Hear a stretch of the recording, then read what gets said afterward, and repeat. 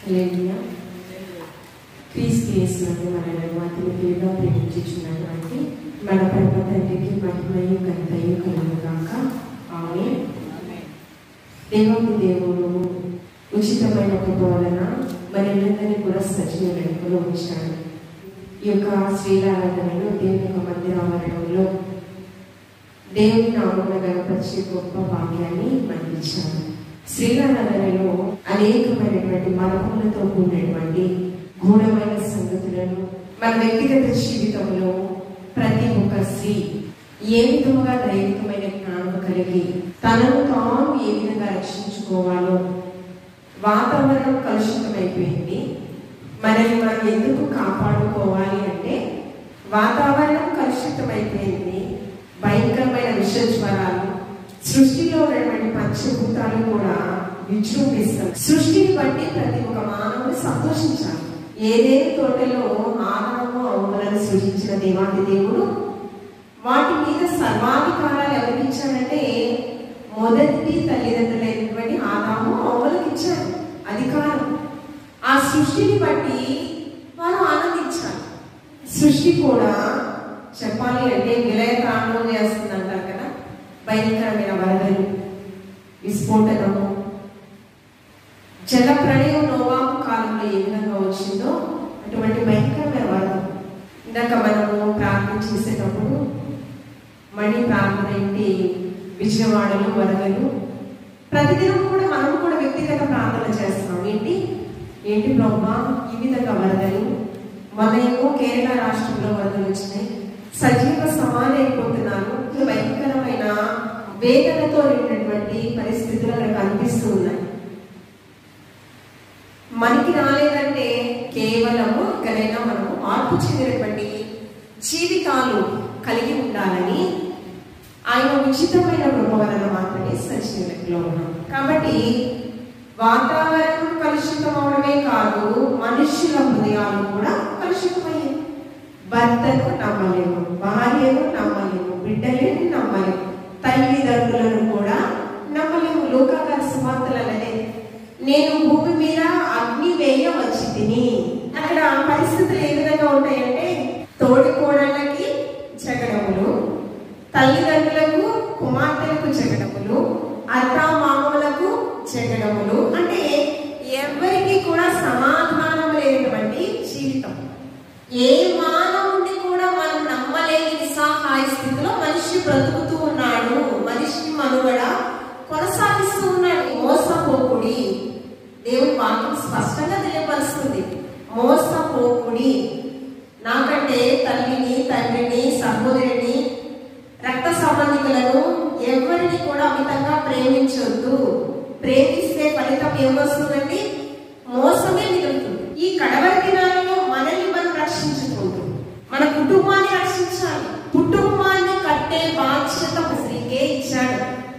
జ్ఞాని అయినటువంటి మహాజ్ఞానవంతుడు, జ్ఞాని అయినటువంటి సలోమాను 14వ అధ్యాయం సామెతల గ్రంథం 10వ వచనంలో జ్ఞానము కలిగిన స్త్రీ కుటుంబాన్ని కట్టును. కుటుంబాన్ని కట్టే బాధ్యత ఎవరికి ఇచ్చారు? స్త్రీకి ఇచ్చాడు. ఏ స్త్రీకి ఇచ్చాడంటే జ్ఞానము కలిగిన స్త్రీకి మాత్రమే ఇచ్చాడు.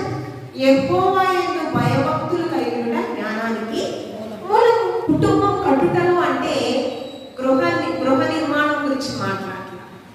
కుటుంబము కట్టుటలో అంటే ఆత్మీయ కుటుంబము కట్టుట.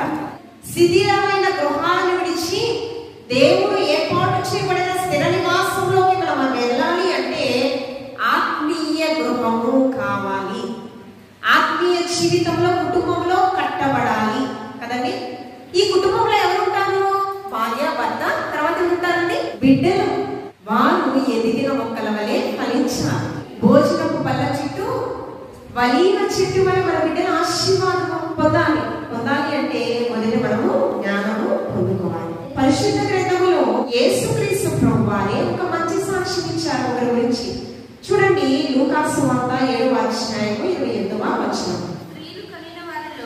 స్త్రీలు కనిన వారిలో యోహాను కంటే గొప్పవాడు ఎవడును లేడు అని ఎవరు సాక్ష్యం ఇస్తున్నాడు?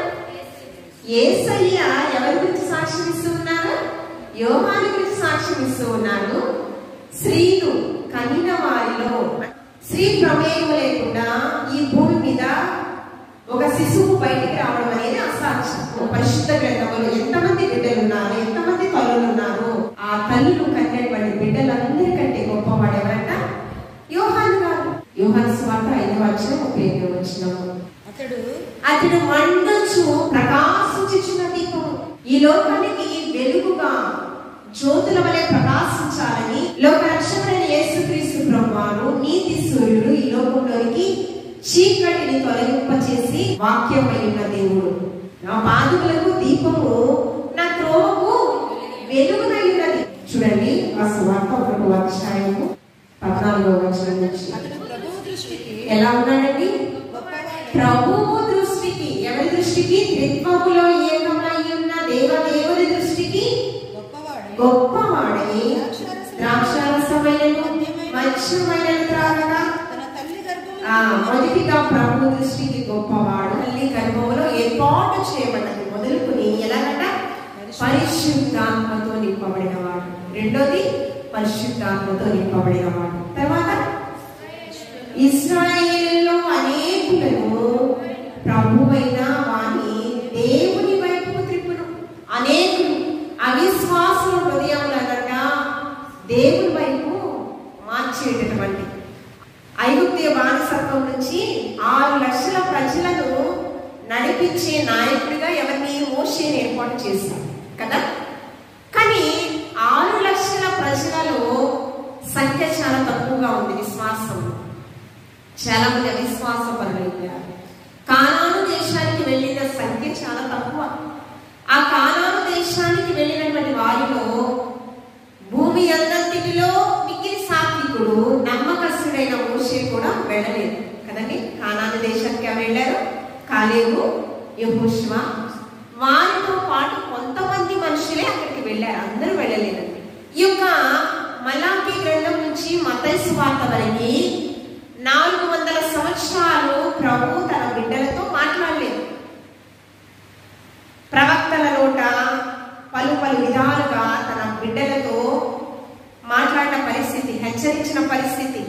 అంటే వారిని సన్మార్గంలో పెట్టడానికి ప్రవచనములు అనేకమైనవి.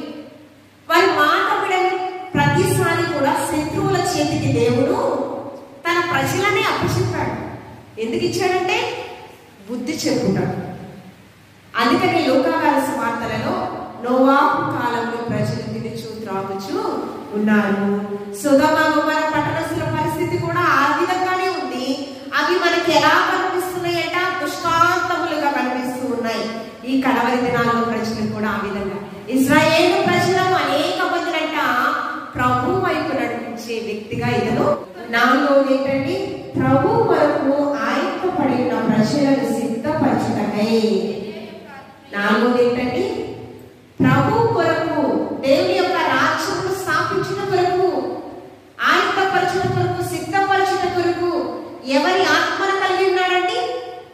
ఏలియా యొక్క ఆత్మను శక్తియు గలవాడై అగ్ని వంటి దైవజనుడు పరిశుద్ధ ఆత్మదేవుడు ఇస్తున్నటువంటి సాక్ష్యం. ఏలియా దైవజనుడికి ఇస్తున్నటువంటి సాక్ష్యం ఏంటండి? ఆ 2 పాళ్ళ ఆశీర్వాదం కొరకు ఎలీషా ఎంతగా గోచాడాడో మనకి తెలుసు. తర్వాత ఆయనను ముందుగా వెళ్ళను కనుక నీకు సంతోషమును మహా ఆనందమును కలుగును. ఎవరికండి? జకరియా ఎలిజబెత్కి ఏం కలుగుతుంది? వృద్ధ. ఇతని పుట్టుక వెనుక ఎలా ఉందంటే నీకు సంతోషము మహా ఆనందం కలుగుతుంది. ఇంటి కాకుండా అతడు పుట్టినందున అనేకులు సంతోషిస్తారు. మొదటగా ఏమో స్త్రీలు కనిన వారిలో యోహాను కంటే గొప్పవాడు. రెండవది మండుచు ప్రకాశించుచున్నటువంటి దీపం అంట. రెండవది. మూడవది ఏంటి? ప్రభు దృష్టికి గొప్పవాడుగా ఉన్నాడు. 4వది ఏంటి?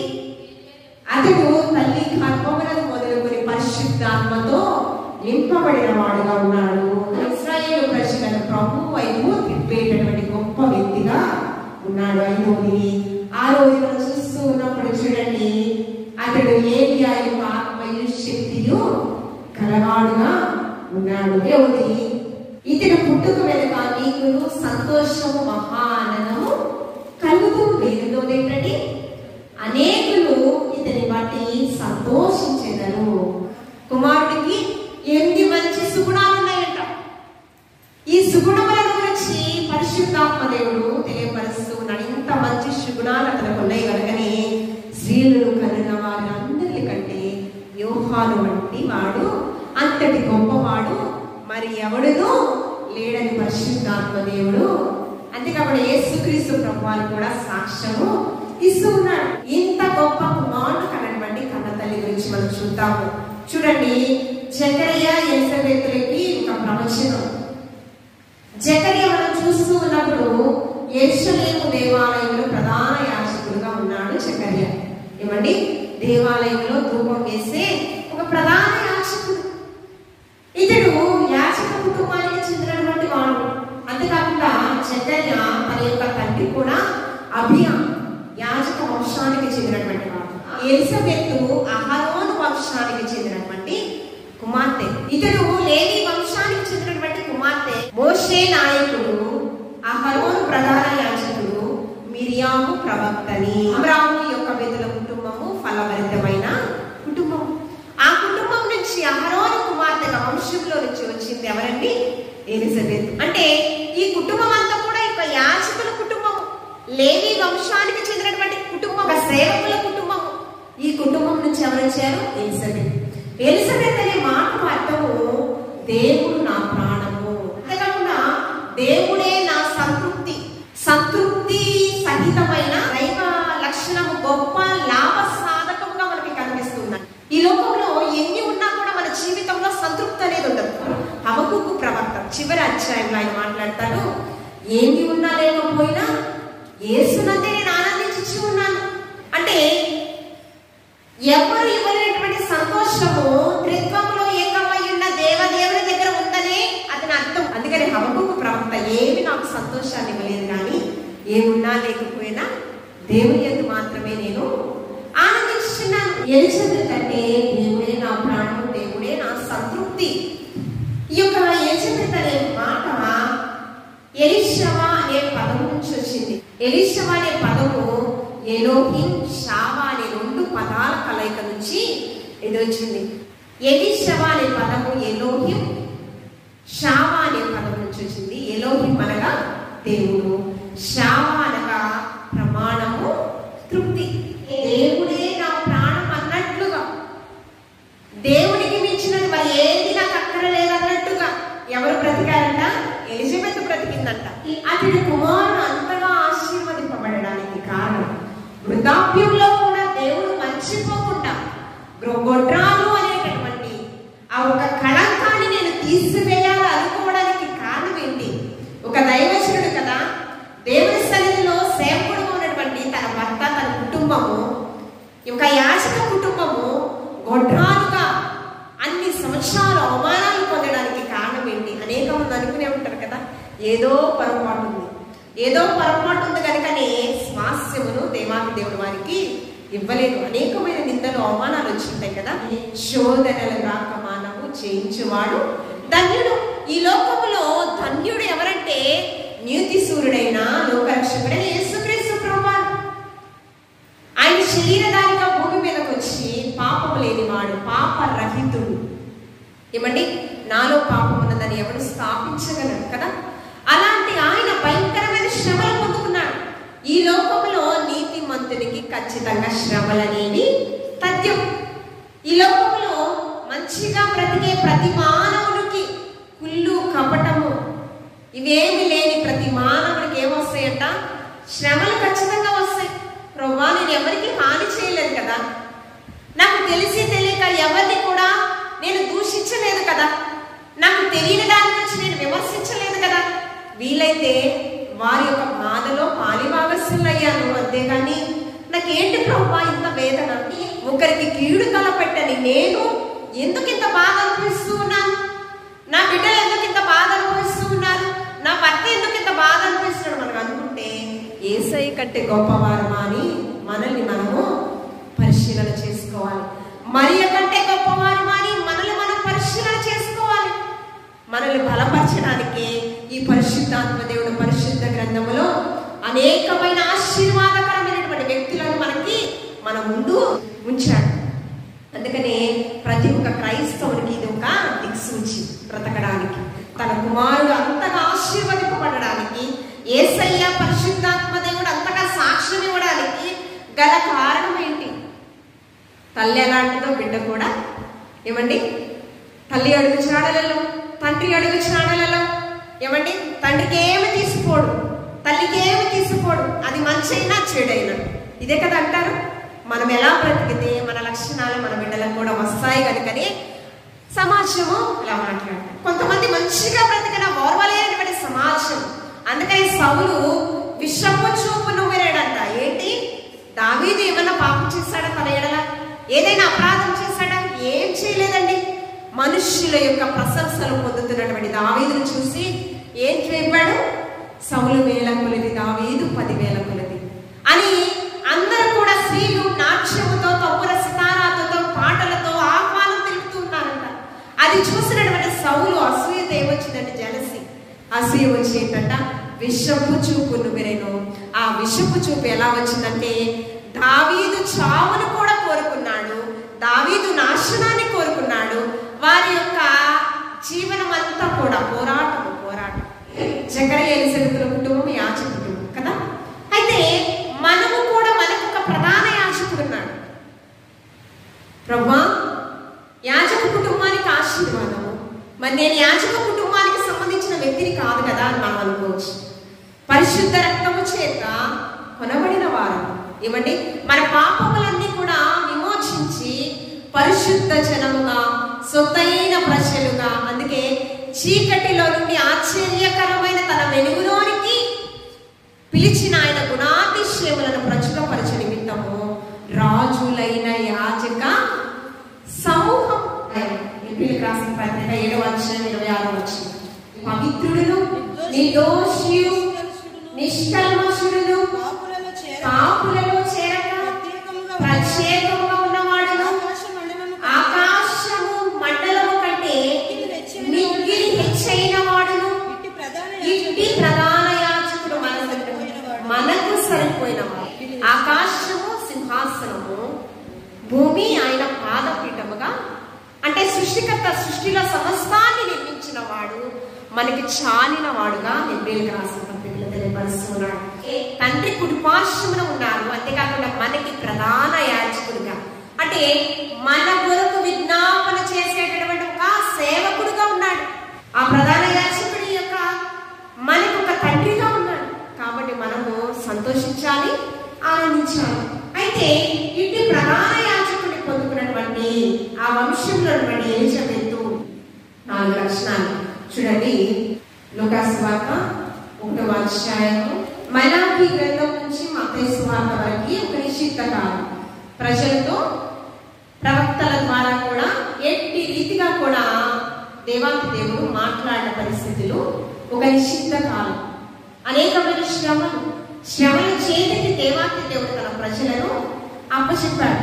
అయితే ఆ సమయంలో 400 సంవత్సరాల తర్వాత మొట్టమొదటిగా గాబ్రియెల్ దూత ఎవరితో మాట్లాడిందంటే జకర్యాతో మాట్లాడింది. అంతేకాకుండా మరియ, పరిశుద్ధురాలైనటువంటి మరియ, కన్యక అయినటువంటి మరియతో కూడా 400 సంవత్సరాల తర్వాత దేవుని యొక్క కను దృష్టిలో నిలిచిన కుటుంబము భార్యాభర్తలు జకర్యా, ఎలిజబెతు. అంతేకాకుండా 400 సంవత్సరాల తర్వాత దేవుని కను దృష్టిలో నిలిచిన లోక కళ్యాణం కొరకు సాధనంగా వాడబడింది మరియ కదా. చూడండి 6వ వచనం చూడండి.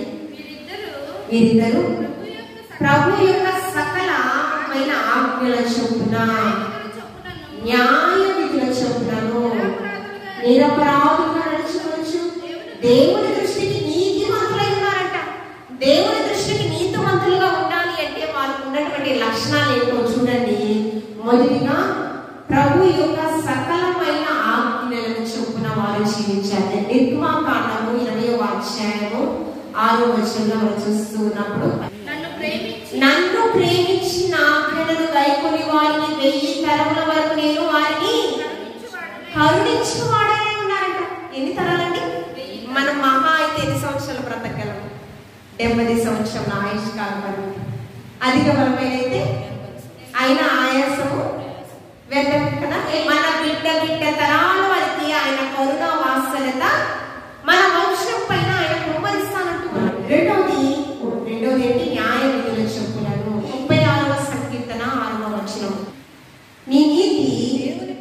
దేవుని పర్వతములతో సమానంగా ఉందంట. నీ న్యాయ విధులు మహాగాధములు. యెహోవా నరులను జంతువులను ఆయన రక్షించును. ఏమండి, ఆయన న్యాయ విధులంట మహాగాధం అంటే ఏంటి? అగాధం అంటే ఏంటి? ఎలా ఉంటది? చాలా లోతుగా ఉంటది. అక్కడి నుంచి రావడానికి చాలా ప్రయాసం. అంటే అంత అగాధము వరకు కూడా నేను ఆశీర్వదిస్తా. దేవా నా మొరాలకించుము, నేను ఎక్కలేనంత ఎత్తైన కొండపైకి ఎక్కించుము నన్ను. అంటే అగాధం అంత లోతుగా, అసలు ఆశీర్వాదమే మనకి లేదు అనే స్థితిలో కూడా దేవాది దేవుడు కరుణ వాత్సల్యత మన పట్ల ఎవరిని ఆశీర్వదించి? జంతువులను, మూగ జీవులను ఆశీర్వదిస్తాడంట. మనుష్యులను కూడా ఆయన రక్షించువాడనై ఉన్నాడని. మూడోది ఏంటి? నిరపరాధులుగా నడుచుకొనుచు. యోబు గ్రంథము 17వ అధ్యాయము 9వ వచనం. నీతిమంతులు మార్గమును విడువక ప్రవర్తించురు, నిరపరాధులు అంతకంతకు బలము పొందుదురు. అంటే అపరాధం లేనటువంటి వారు. నిరపరాధులు అంటే ఏంటి? ఏ అపరాధం లేనటువంటి వారు ఎలాగంట? అంతకంతకు బలము పొందుతారంట. ఈ మూడు కలిగినటువంటి వారు ఈ విధంగా ఆశీర్వదింపబడతారు. ఎలాగంట? దేవుని దృష్టికి నీతిమంతులై యుండిరి. వీరి దేవుని దృష్టికి నీతిమంతులై ఉండడానికి మూడు లక్షణాలు. ఆజ్ఞలను అనుసరించి జీవించారు, న్యాయ విధులను అనుసరించి జీవించారు, నిరపరాధులుగా వారు జీవించారు. తరువాత ఏం చేశారంట? దేవుని దృష్టికి నీతిమంతులుగా ఎంచబడ్డారు. అందుకని అబ్రహాము దేవుని నమ్మాడు, అది అతనికి నీతిగా ఎంచబడింది. దేవుని నమ్మాడు. ఎన్ని సంవత్సరాలు? జకర్యా ఎలిజబెతులు వృద్ధాప్య వయసు వరకు కూడా దేవుని నమ్మారు. దేవుని హత్తుకునే జీవించారు.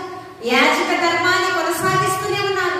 అందరు గొడ్రాలు గొడ్రాలు గొడ్రాలు అంటున్నా కూడా ఎక్కడ కూడా దేవుని సన్నిధిని విడిచిపెట్టలేదు. దేవుని యొక్క చిత్తము, దేవుని యొక్క సంకల్పం చొప్పున జకర్యా ఎలిజబెతులు జీవిస్తూనే ఉన్నారు. కనుక వృద్ధాప్యమందు వారి ప్రార్థనలంట దేవుని సన్నిధికి చేరాయని గాబ్రియేలు దూత జకర్యాకు ఆ కింద వచనాలు, నీ ప్రార్థనలు ప్రభు సన్నిధికి చేర్చబడాయి జకర్యా, నీ ప్రార్థనలు దేవాది దేవుడు అంగీకరించాడు.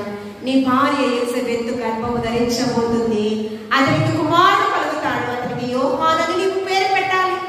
ఇది ఎలా సాధ్యమని జకర్యా కూడా అన్నాడు. మరి అంటే వృద్ధాప్యంలో ఉంది నా భార్య, నేను వృద్ధుడనేది ఎలా సాధ్యం? నీవు నమ్మలేదు కనుక నీకు కుమారుడు పుట్టే వరకు కూడా నీవు మోగవాడిగా నిన్నోరు. ఎప్పుడైతే కుమారుడు పొందాడో అతనికి సున్నతి, 8వ రోజు సున్నతి చేసిన తరువాత తన భార్య వైపు చూపించి ఇతనికి ఏమి పేరు పెట్టాలని అడిగినప్పుడు ఆమె ఏం చెప్పిందంటే ఎలిజబెత్ యోహాను అని చెప్పింది. జకర్యా దగ్గర తీసుకొస్తే అతడు రాశాడు. ఏమని రాశాడంటే యోహానుని రాశాడు. అది రాసిన తరువాత అతని నోరు తెరవబడింది. మనం నమ్మాలి, విశ్వసించాలి. యోగ్యత లేని మనుషులందరినీ నమ్ముతాం. మనకి హాని కలిగించే ప్రతి ఒక్కరిని నమ్ముతాం వృద్ధిగా. ప్రభు ఇంకా మారుతారేమని నమ్ముతాం. నమ్మొద్దు. వారి మనసులు అలాంటివి. నమ్మి మనము ఎంత దినాల్లో మోసపోయామంటే మనకంటే మూర్ఖము మోసపోకుడి దేవుడు వెక్కిరించబడడు. మోసపోతే ఎవరు వెక్కిరించబడతాం? మనమే వెక్కిరించబడతాం. అది మాత్రం చాలా జాగ్రత్తగా తెలుసుకోవాలి. అందుకే మనల్ని మనము ప్రతి ఒక్క స్త్రీ కాపాడుకోవాలి. తర్వాత భర్త బిడ్డల్ని కాపాడాలి, కుటుంబాన్ని కాపాడాలి, సంఘాన్ని కాపాడాలి. నశించు ఆత్మలను ప్రభు సన్నిధికి అనేకులను సంతోష పెట్టే సాధనంగా ఎవరున్నారంటే యోహాను ఉన్నాడు. మనం కూడా అనేకుల హృదయాలను దేవుని వైపు ఆకర్షించేవారు.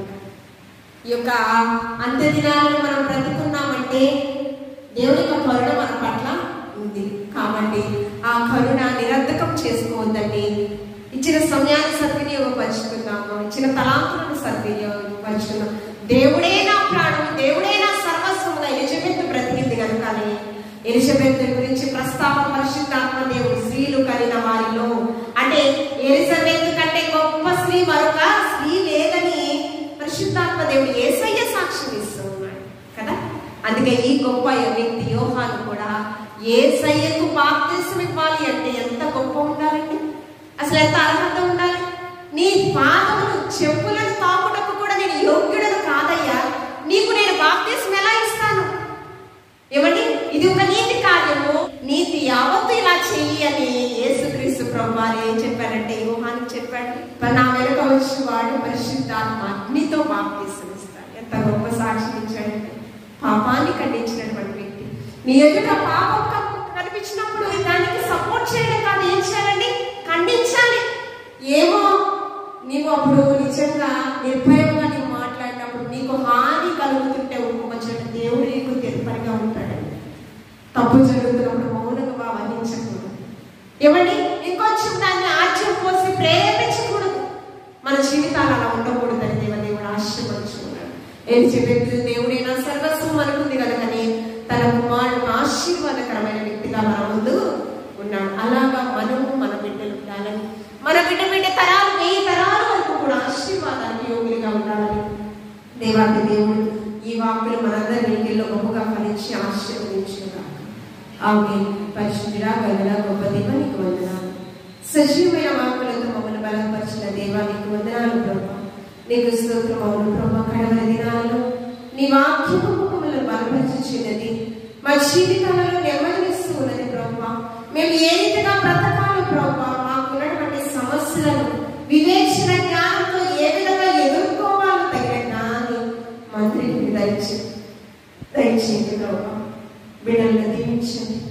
ఇక్కడ ఉన్నటువంటి ప్రతి ఒక్క స్త్రీని వారి భర్తను మీరు దీవించండి, ఆశీర్వదించండి ప్రభా. వారి బిడ్డలను ప్రభా ఒక జ్యోతిలో మీరు ప్రకాశింపచేయండి. నాకు ఇచ్చిన స్వాస్థ్యం కూడా మీరు దీవించండి, ఆశీర్వదించండి. నా కుటుంబాన్ని దీవించండి, ఆశీర్వదించండి ప్రభా. నిరాకడలో ఎత్తబడవలసిన ప్రతి ఒక్క బిడ్డ వారి కుటుంబాలు మైముఖ్యంగా స్వార్థ సేవా సంఘంలో ఉన్న ప్రతి ఒక్క కుటుంబం మీరు స్థిరపరచుకోవాలని వచ్చి ఉన్నాను. నీ నీతిని రాజ్యాన్ని వెతుకుతూ నీ చిత్తము నీ సంకల్పం చొప్పున జీవించే భాగ్యం నాకు మాకందరికీ దయచేయమని క్రీస్తు పరిశుద్ధ నామములో ప్రార్థించుచున్నాము తండ్రి. ఆమేన్. పరలోకమందున మా తండ్రి, నీ నామము పరిశుద్ధపరచబడుగాక, నీ రాజ్యము వచ్చునుగాక, నీ చిత్తం పరలోకమందు నెరవేర్చినట్లు భూమి యందు నెరవేరుగాక. మాకు కావలసిన ఆహారం మాకు దయచేయండి. మా రుణస్థులను మేము క్షమించిన ప్రకారం వారు క్షమించు. మమ్మల్ని శోధనకి తాకి నుంచి తప్పించు. ఎందుకంటే రాజ్యము బలము మహిమ నిరంతరం నీవైనావు తండ్రి. ఆమేన్. యేసు రక్తమేయించు, శిలువ రక్తమేయించు ప్రభు యేసు నామములో మనందరికీ కూడా సంపూర్ణమైన విజయము, క్షేమము, నెమ్మది కలుగును గాక. ఆమేన్. ఆమేన్. దేవాది దేవుడు మిమ్మల్ని కుటుంబాలను గొప్పగా దీవించి ఆశీర్వదించును గాక. ఆమేన్.